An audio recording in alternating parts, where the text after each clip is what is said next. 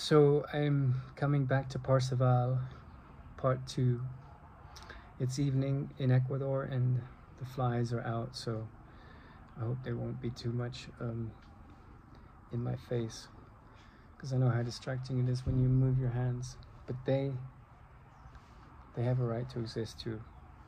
So Parsifal, he comes into the Grail Castle. There's much more to the story, but I just wanted to sort of tell the rudimentary story.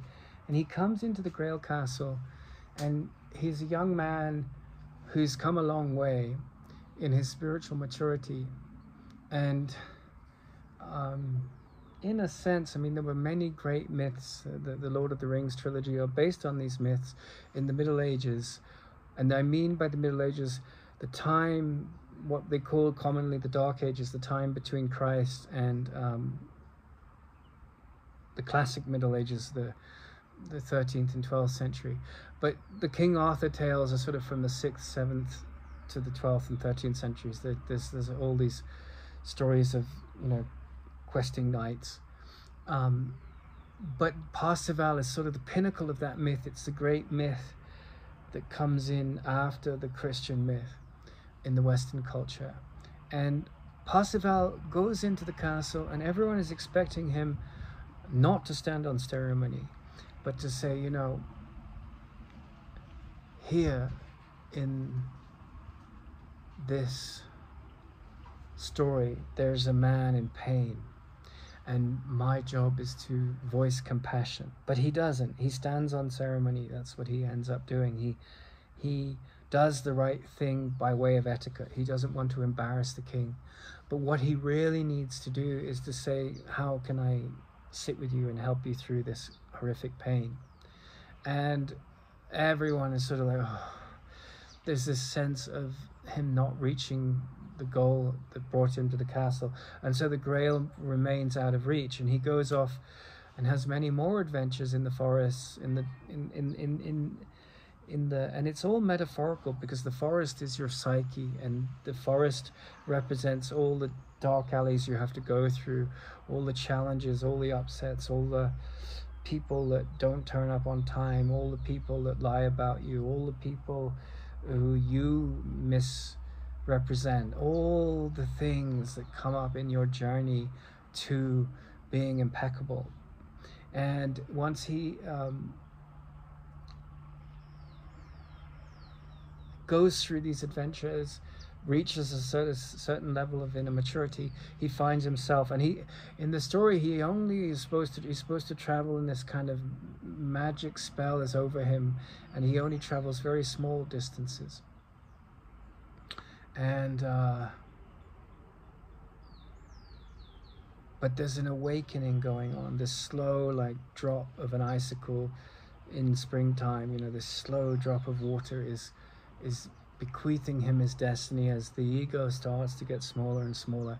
And you see the same story in the story of Anados, this great myth by George MacDonald.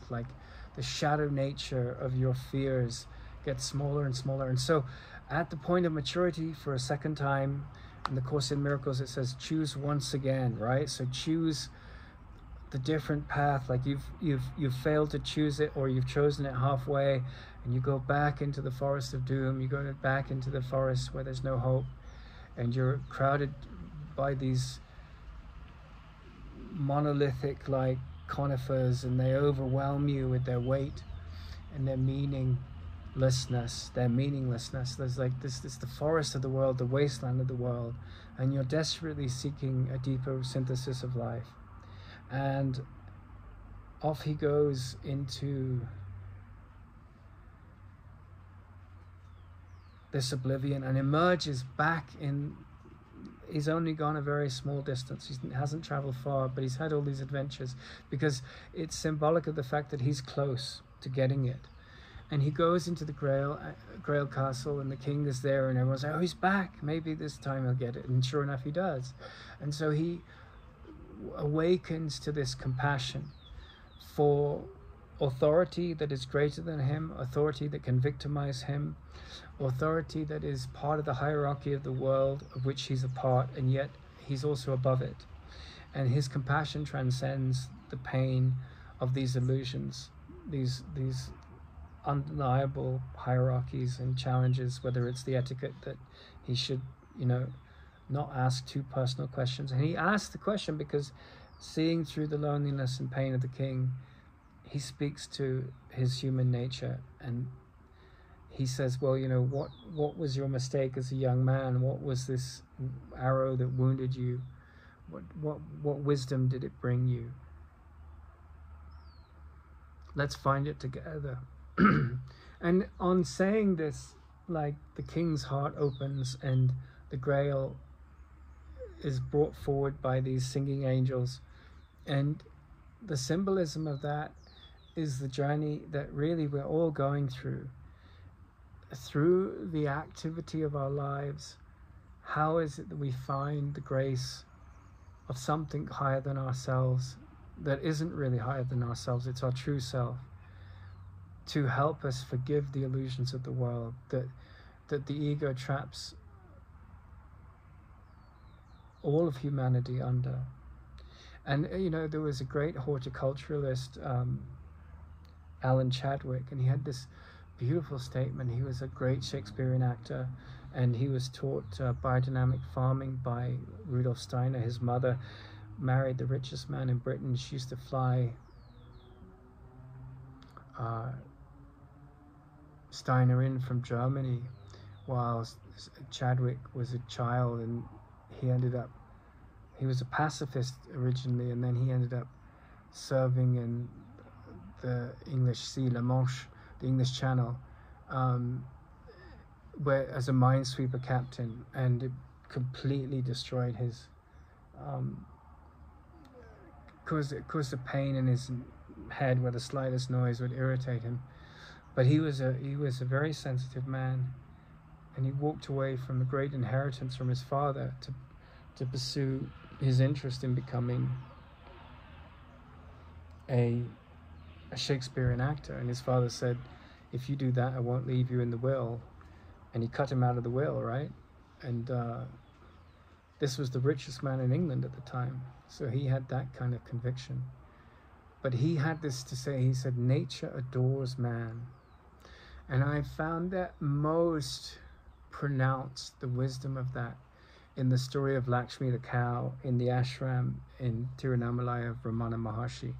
Because there was a woman that served Ramana for many years on the hill before he moved down into what is now the modern day ashram, or that area. And she would not eat unless he had eaten.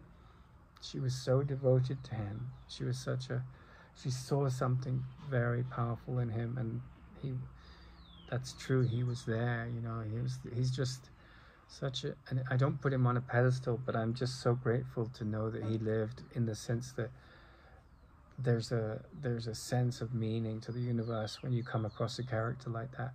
And I've read so much and studied so much in India, the saints, this incredible culture of Indian culture.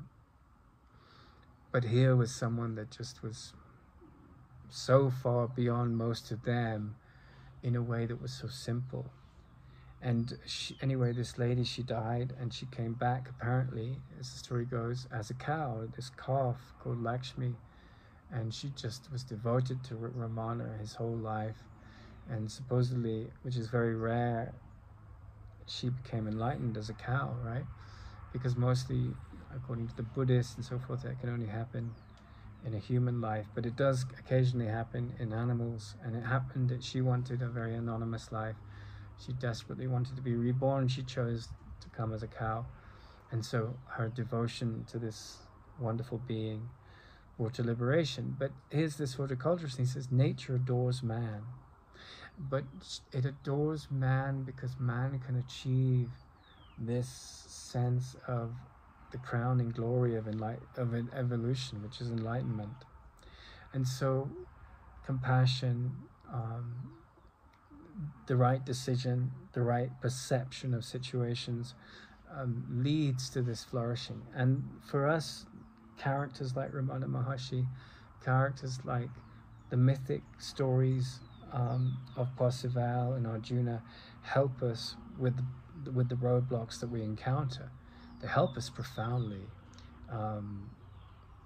And you know, one of the things that I find so toxic about the whole gender war today is, like, in the Second World War, there were men on some islands in the Pacific, American soldiers, and they didn't get R&R, and they were living in this very isolated place, and some of them went mad.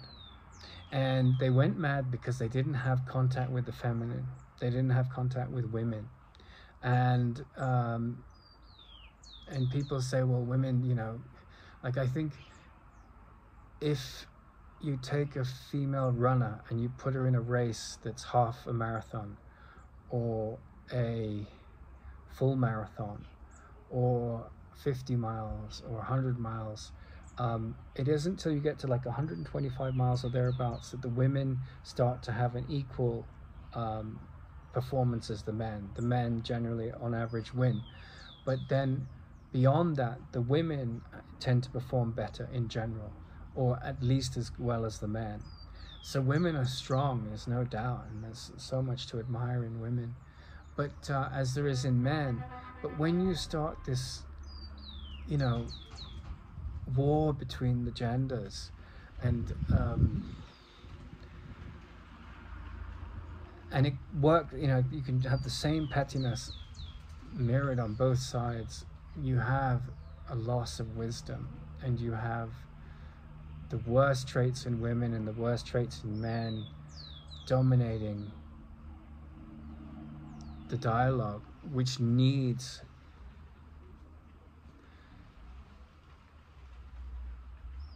to be had in a certain way. Like, if you're in the state Ramana was in, then you're beyond all of that, but most of us are not there, and we need that dance with the opposite gender, whether we're gay or straight. We need the balance of the feminine and the masculine so that the healing of the androgyny inside us can happen. And that's the relationship that you find. There's so little said about Kondu Moors and Parsifal because they're just such mature beings that meet and recognize the value of the dance, and they dance it, and they're not like, the woman's not overly nagging and the man's not being too bossy, and it's just this elegant journey that they have, which leaves them both to come upon the grail of a meaningful, balanced, perceptive instrument.